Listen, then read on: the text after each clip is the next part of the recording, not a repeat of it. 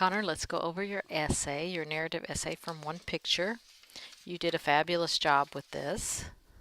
I can tell you're going to be very good at creating conflict, which is what all good stories have in common. The storyline and the conflict were excellent. There were just a few little punctuation things I want to go over with you, if I could get hold of it. There we go. The Wrath of Ernie. Okay, this first one here. Maria took a drink of water from her official. I'm afraid I can't help you there, Ernie. I haven't seen your ducky around anywhere recently. That just makes absolutely no sense to me. So I don't know how to correct that. Ernie slowly walked closer to Maria and said, "You did a good job with your dialogue. This one probably is just an oversight, but after you're said and before you start your dialogue, you need a comma." Ernie walked slowly over to Maria and said, "You should be afraid if you can't help me. That means I can't help you. And we all know how much you need my help." He jumped towards her and wrapped the toaster cord around Maria and her chair, tying her down. He plugged the toaster into the electric generator, brought along he leaned so close to her that their noses were touching and calmly said, again, we need a comma here, "I'm going to give you to the count of 3 to tell me where my ducky is. Start talking." "No," Ernie replied. This right here, you've got a split quote, which it's fine how you did right here. "No, comma, end quotes," Ernie replied. But because this "no, just my ducky" is a whole sentence, what we do is we make that a comma, and then we start the second part of the quote with a lowercase to let the reader know that this really is "no, just my ducky." And you could put "no, just my ducky," Ernie replied, or Ernie replied, "No, just my ducky," but you did a split quote, which is fine. It varies it up.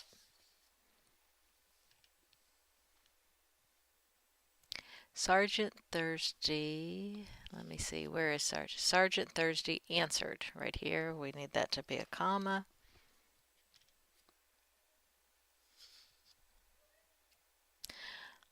I don't need a shorter sentence. I need my ducky. You got a comma splice. You've got 2 sentences. You've joined them with a comma. Let's just make that a semicolon. Easy fix.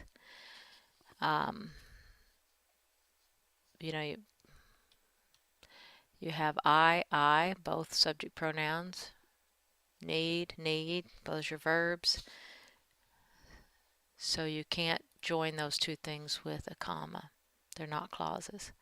Right here you have 15 armed officers. If you're going to start a sentence with a number, you have to spell out the number. What is going on with my word? It keeps changing. 15 armed officers.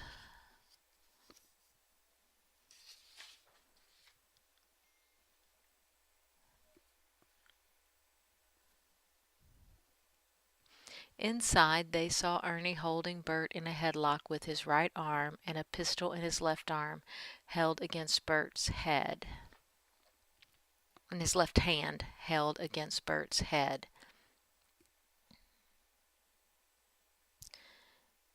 This is a little bit confusing because, and a pistol in his left hand held against Bert's head. His left hand, is it held against Bert's head? Inside, they saw Ernie holding Bert in a headlock with his right arm and a pistol in his left hand held against Bert's head. It's just awkward. And when we do a comma like this at the end of the sentence, these are kind of inverted sentences you're doing, and you should be able to take this. There's two reasons you could have done this. You should be able, an inverted sentence, you should be able to take this and put it at the beginning. Held against Bert's head. Inside, they saw Ernie holding Bert in a headlock with his right arm and pistol in his left hand. It doesn't make sense as an inverted sentence. And a pistol in his left hand held against Bert's head. And I'm guessing the pistol was held against Mark's head. Something about it is just awkward, and if we were doing an edit on that, I would have you rewrite that, but we're not going to do an edit on it. These are small mistakes. I think you did a good job. I gave you full credit for this. Ernie replied, "After what you just put me through? Of course not." Can't remember after what you just put me through. Ernie replied, "After what you just put me through? Of course not." That's really okay. Back at the Aquanaut, there was a noise coming from one of the sleeping quarters. The sound of furniture being dragged around, the sound of clanking armor, and out from the room jumps Super Grover. Okay, the sound of furniture being dragged around, not a sentence. The sound of clanking armor, not a sentence. And out from the room jumps Super Grover. So you would have to make these sentences if you want to leave them as sentences. If you're trying to make a series, we're going to have to put some commas. The sound of furniture. So you would just have to change it somehow. You could hear the sound of furniture being dragged around.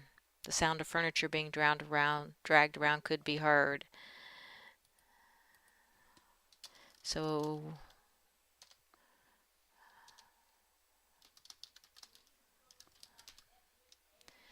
those three would have to have been changed. We're not going to go back and do a revision on this, though. We're going to go ahead and move on with the next assignment. I just wanted to point those errors out to you so that you could learn from your mistakes. That's the best way to learn. We all learn from our mistakes. I'm going to go ahead and give you your next assignment. And your next assignment, we're still going to be working on narrative writing. We're going to work on this another 3 weeks. And we're going to get a little bit harder each week. But this next week, we're going to bump it up to 3 pictures. Let me show you the 3 pictures. Here they are. Here's our 3 pictures. And for next week, I'm going to have you tell me your central facts, tell me the answers to your questions, and you're going to give me the 3 O's. I'll show you what those are in just a minute. And so we're going to do the pre-writing exercise for these pictures for next week. I don't think you're going to have any problems coming up with conflict. I think you're pretty good at coming up with the conflict.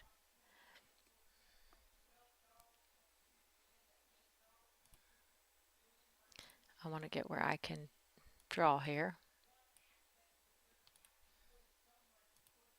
Okay, here's our pictures. And let's go over your assignment.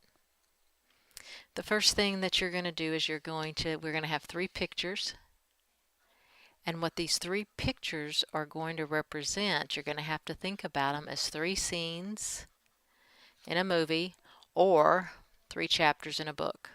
Okay, so each of these pictures is going to be the starting ground for your narrative, but each picture's going to be 1 scene, 1 chapter. And an easy way to change a chapter is to change locations, which all 3 of those are different locations. And a scene changes or a chapter changes when 1 or 2, 3 things basically happen. 1, we go from interior to exterior to setting. 2, we change where we're at, like if you're in a coffee shop and you go into the kitchen of the coffee shop, that's changed. Actually, it's interior, but it's into a different room. It changes from day to night, or we change the viewpoint of the character. And so as you're looking at these 3 scenes, remember the 3 things that you can change. I'm just having all kinds of computer problems today. You can change whether it's interior or exterior. You can change the point of view of the character. And that basically means you're changing your character. You can change your location, or you can change from day to night. And so I'm giving you 3 pictures. They are 3 different locations, but you'll be able to hook them together pretty easily. I don't care which order you do these pictures in. So you can decide what you want to happen first. And the first thing I want you to give, that we're doing our pre-writing exercise. This computer is not cooperating with me. And so for your pre-writing, the first thing for each picture, you're going to give me a central fact. Central fact. And your central fact is a fact, like in this first picture. The man is steadying the gun on a bale of hay. It's a fact. The second one, a central fact, there were, I don't know, 4 horses walking down the hill. It's a fact. So a central fact is just a fact. And we always start with that. What is the fact? What is actually happening? And then, come on, computer. So you're pre-writing. I want to see a central fact for each picture. And then for each picture, you're going to answer your questions, and I will give you the list. The who, what's happening before, just like you answered for the one paragraph, for the one picture. Why, some history, think, feel, what is happening, how, outside of the picture, and after the picture. So in our pre-writing, we're just getting organized. Central facts, and you answer all these questions about each picture. Okay. And then we're going to go to our 3 O's. So your central facts is just giving you a fact to work with. Your questions is where you're going to use your imagination, and you're going to name this person. And you're going to figure out why he's doing what he's doing and what happened before, what caused him to be there. What is he thinking and feeling? What does he want to do? How is this going to end? What's happening that we can't see, and what's possibly going to happen after. And this after one, you may have to incorporate a central fact into the after, because you may be going to another picture. And then for each picture, you're going to give me the 3 O's. The objective of the scene, the obstacles your character is going to face, and remember, we're not writing a word yet, we're just getting organized, and the outcome. Okay, let's say that this boy's name's Connor, and we could say our central fact is that Connor is shooting. Let's say he is looking down the scope of a gun. Okay. So who are we talking about? We're talking about Connor. Then we're going to have to come up with before. So let's say here, so after we answer all of this, what is Connor's objective? Why is he shooting down the barrel? So we're going to take all of these questions and come up with his objective. Let's say that Connor is having to defend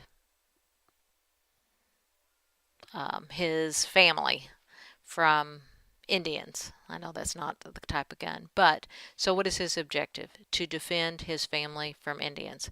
What is his obstacles? What would keep him from doing that? He's outnumbered. His family wants to go with the Indians, so you're going to have to come up with why he's not going to be able to meet the objective, and then you're going to decide, did he meet it? What is his outcome?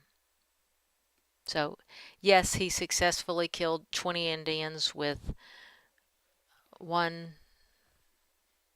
gun. Or, his obstacle might be he's out of ammunition. So you're going to have to come up with these, and all of these things are going to help you once you've done all these pre-writing. When you start writing your scenes, it should be clearer to you what is going to go on in your story. And the last thing of our pre-writing exercise is our scene endings. And these are things just to think about. You can go ahead and write them out, but it's okay with me if you change them. And each scene has to end one of 5 ways. Let's see if I can squeeze them all in this one screen.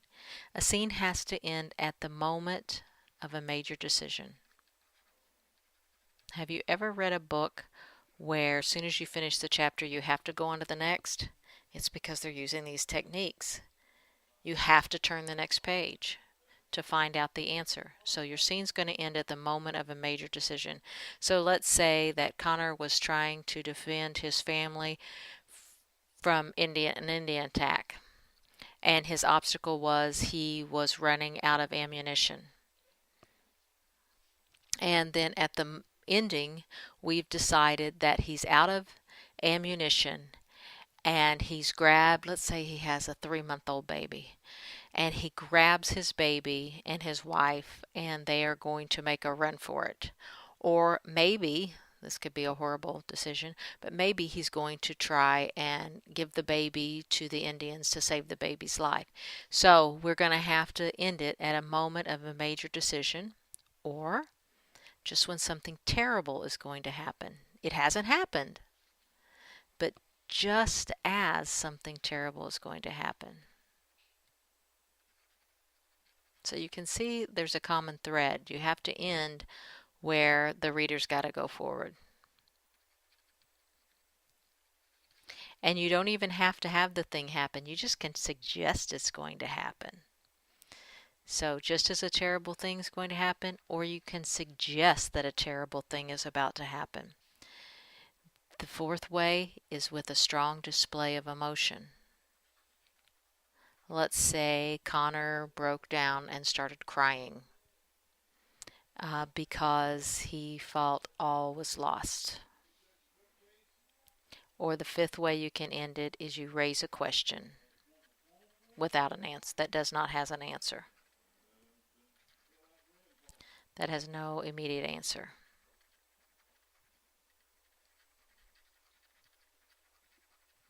Okay, so these are all your pre-writing. This is your pre-writing for your 3-picture narrative. And although you may not use all this information in your narrative, you're going to have to know it to write that narrative. And we're going to use the 3 pictures, so you're going to have 3 scenes or 3 chapters. And we're just going to work on the pre-writing, so start using your imagination for your essay, and answer all these questions, central fact, all these questions, work on your objectives, your obstacles, your outcome, and your endings of each scene. And since it's a 3-chapter, you're going to have to end it on your last picture. I guess you're going to have to kind of think of an ending unless you want to go further with it. And when we've gone through this narrative writing, I don't mind if you want to go past this. A lot of students have enjoyed continuing writing their narratives. I've had students basically end up writing a book, and I will critique and grade through that first 30 pages of your narrative. After that, I'll read it and make suggestions, but won't look for all the punctuation errors and such.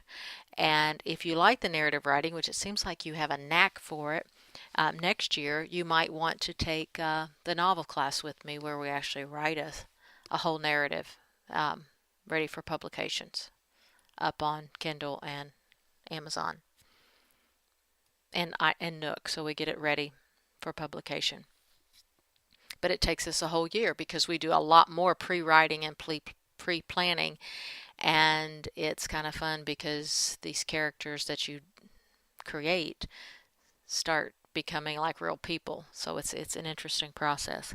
But anyways, for next week we're just doing pre-writing, getting ready to write 3 scenes or 3 chapters based on 3 pictures, and I will type up this list so you'll have it and then give it back to me by next week. That's the end of the video.